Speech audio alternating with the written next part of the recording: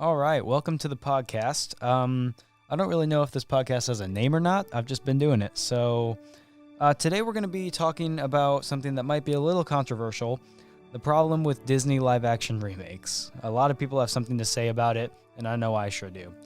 Disney, it's been one of the biggest corporations and one of the biggest conglomerates in the entertainment industry for however long. I don't even know how long they've been in the business. Probably should have done my research. But anyway, over the years, they've made a lot of classic films that stand the test of time, like Beauty and the Beast, Aladdin, Lion King, 101 Dalmatians, you name it. They've made a lot that you probably remember from your childhood. But along with Disney, they've also been teamed up with Pixar, who have made a lot of nostalgic classics such as Toy Story, Cars, Ratatouille, WALL-E, Up. These two companies together have made a lot of good films based on people's nostalgia for it, and they love them for the nostalgia. And that's always fine. If you love a film for the nostalgia purposes and personal preferences, that's great. It's awesome that you found something you love, but that doesn't always make it good. People love to revisit their favorite movies and TV shows to remember the good times they had watching it, whether they be younger or older. They love watching things that they remember, like, oh yeah, there's that character. Oh yeah, I remember that story. All films that are tales as old as time. They find ways to associate their day-to-day lives with these films and to try to connect with the characters in a way to make them feel like their feelings are valid in life. And I think that's amazing that people are able to do that. But with nostalgia, as good as it may feel, it can be corrupted. For example, Space Jam 1 and 2. Obviously, not exactly critically acclaimed masterpieces like Lady Bird or Spider-Man Into the Spider-Verse. They're mostly just corporate movies that are just meant to show off Warner Brothers projects, especially the second one. Since 2015, Disney has been on a mission to recreate your favorite films from when you were younger, from like Beauty and the Beast to Aladdin to that god-awful Lion King one. That one, oh boy. I couldn't even finish it. It was so bad, but Disney started this running streak of lifelessly remaking some classic beloved films since 2015 by readapting the famous Cinderella from 1950 on March 13th of 2015. It didn't do too bad box office. It didn't do terribly well, especially compared to other films that we're going to be covering. Over the years, Disney's made 18 live-action remakes so far, retelling the famous stories behind the movies, including Alice Through the Looking Glass in 2016, which got 28% on Rotten Tomatoes, very low score. Maleficent, Mistress of Evil back in 2019, 39% Rotten Tomatoes. Lion King 2019, somehow a 52% Rotten Tomatoes. To me, that seems way too high, but I digress. And Aladdin, back in 2019, with 57% Rotten Tomatoes. Now, one might be asking why the remakes got such low Rotten Tomatoes tomato score turned into Mater from the Cars movies, but oh well. Many seem to say that they lack energy and the Disney magic that was captured, and that captured the twinkle in people's eye back when they first watched these classic films. It's well known that these movies are seen as lifeless at times and are just being used to milk money out of people for nostalgic purposes and baiting them with tales as old as time. Honestly, I can understand why they would want to readapt these in some way. I get it. For one thing, Walt Disney did have it in his dying wish that he wanted them to be retold, and I see what he was trying to do. But should we really listen to an anti-Semite? Anyway, I actually read an article by a user by the name of Joshua Rivera, I hope I'm saying that right, from a website called The Verge. They made a really good article about Disney live-action remakes, and this is a quote from it right here. If you're someone who grew up with the animated classics they adapt, screening most of these remakes is like watching yourself on camera. You only really notice the things that are off or seem wrong, like mistakes. If it does anything right, you can appreciate it, but it's not going to overshadow the discomfort of what feels like dozens of poor choices. That is actually a really good quote. It highlights that with these films, people tend to look at the bad aspects of these movies because that's the easy part to see. Whereas the good aspects of it usually are overshadowed because that we remember, yeah, that was good, but remember how good this scene was in the original compared to the live action one? And it's a fair critique to have, honestly. A good remake can make new adaptations to the story and be bold enough and brave enough to branch out and try to readapt the story in a new, possibly more modern way, in a way, or maybe even twist the story completely. And not to say The Lion King should take out Mufasa's infamous death scene or Aladdin's very magical carpet ride, but maybe add more to the story than just have the same story, just more photorealistic, like having realistic animals or making the cartoon characters human. Maybe there should be more to it than just that one layer. To quote Shrek, you need it's like layers. You gotta have layers.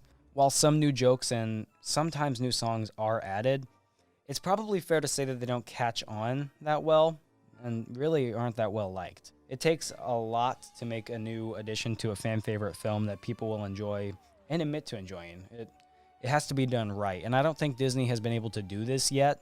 And if they have been able to do it, it wasn't well liked or even memorable. For example, the song Speechless in Aladdin, probably don't remember it, but it was in a live action remake. Yep, it was Jasmine's empowering song, and that's great and all. I understand, it's good. Disney's woke now, that's great. But I don't really think that they should make it just for that sake, just for the political aspect. I think they should also make it because they want to make it. They want to make it new and encapsulating for new, younger audiences who didn't get to grow up with Aladdin, Beauty and the Beast, Lion King. Like me, for example. Yeah, these are some of my favorite all-time movies, but I didn't grow up with them the way that my parents did. Whenever that they were younger, they were able to enjoy these films and be like, this is my childhood right here. And while any film can be someone's childhood, it does matter when it came out in some senses.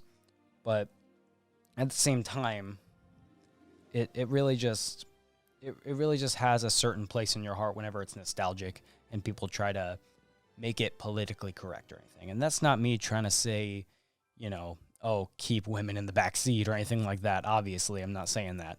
Like, of course, I'm glad that they tried to empower Jasmine in the live-action remake, but it was not memorable. That's the problem. It was not a memorable song, really. It was forgotten out of my brain the second I walked out of that theater, and maybe it's just me. But, yeah, with new jokes and new songs being added, they don't really catch on well. New jokes being added, it's easy to add new jokes, but if they're not laugh out loud funny, probably not going to be remembered that well. But the biggest question with this has to be, how do you readapt a beloved film? What's a good example? What piece of media or entertainment has been able to do this? And to be honest, there are not that many, but the one that I immediately turned to is a little Star Kid musical called Twisted. And I know, if you know me personally, me talking about musicals is par for the course. But Twisted, which could be covered in its own whole podcast, it's got so many layers to it, and it's just such a great piece of work. But Twisted is a 2013 musical put on by Star Kid Productions, and it took the original tale of Aladdin and adapted it in a new, compelling way. It made Jafar the protagonist and Aladdin the villain. It added much more to it, adding memorable songs like Happy Ending, Take Off Your Clothes, that was one of them, I Seal Everything, If I Believe. There are so many I could name that are just so memorable. And even in Aladdin, yeah, you got Arabian Nights, One Jump Ahead, A Whole New World, Friend Like Me, Prince Ali. You got all those songs. But there are some songs in there that even I don't remember that well.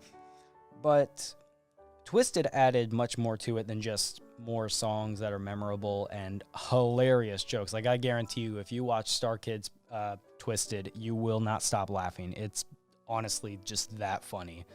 And yeah, it does have impactful, dramatic, emotional moments, which also changes the way that you look at Aladdin as a whole. And it honestly while it also captures the magic and the setting of the original Aladdin, it also adds so much more to the story, including like Sherazade, which was briefly mentioned in Friend Like Me in the original Aladdin, making her the wife of Jafar, meaning that this tale is being told by her because she's the teller of 1,000 tales. I found that really intriguing.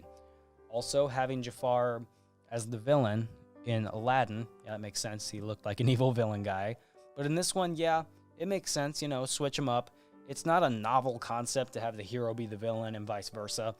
Like, it's been done before, Wicked.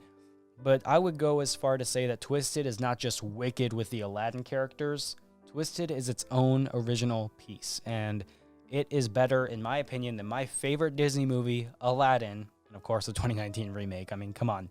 And I haven't seen Wicked, unfortunately. I would love to, but I haven't.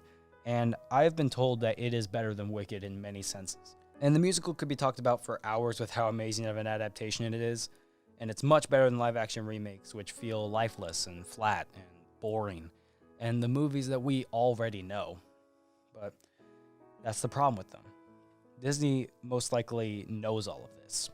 So why do they keep throwing live-action remake after live-action remake until they milk it for every nostalgic scent that it has? Well, the answer is quite simple, and it's kind of depressing. Disney no longer has to try. They're too big to fail. They haven't stopped trying, but they just don't try anymore.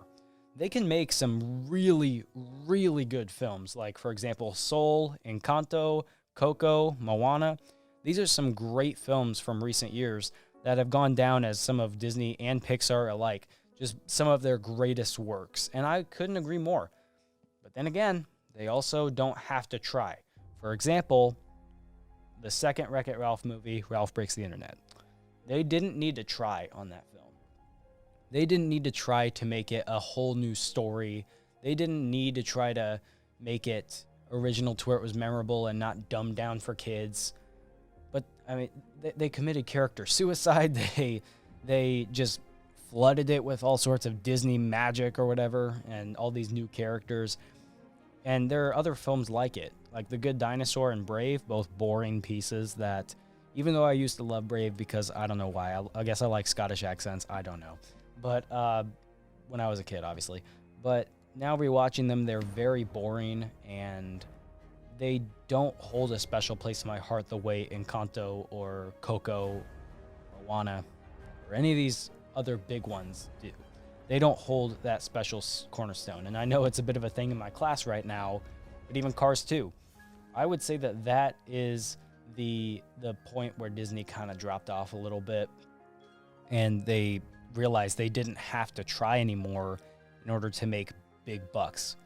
To the point where they didn't have to try. They didn't need to.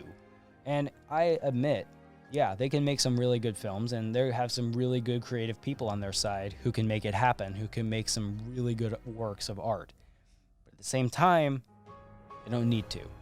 They can make uninspired remake after uninspired movie, or make some lame TV show nobody talks about or something, and nobody will care because it's Disney. They'll consume it. They'll watch it. They'll give them the money, and then they'll keep doing it because they know that you'll keep coming back.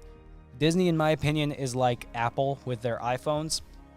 Yeah, it's evil what they're doing in order to turn out money taken from people in a certain way like that. But at the end of the day, we all know most of us are going to come back to it.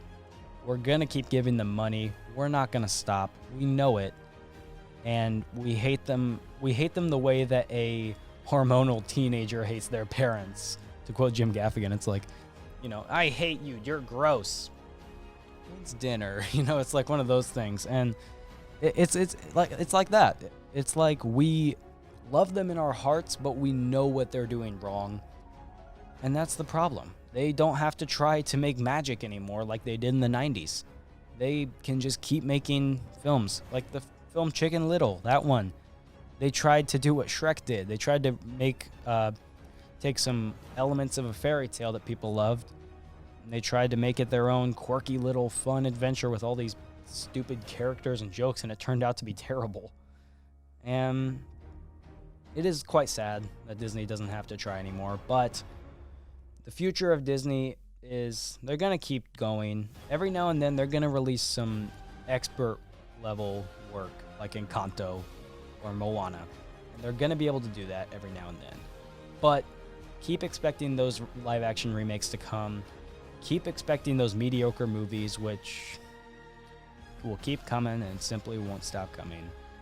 And unfortunately, I don't see Disney stopping anytime soon. But this podcast is going to stop soon. So, thank you for listening if you did.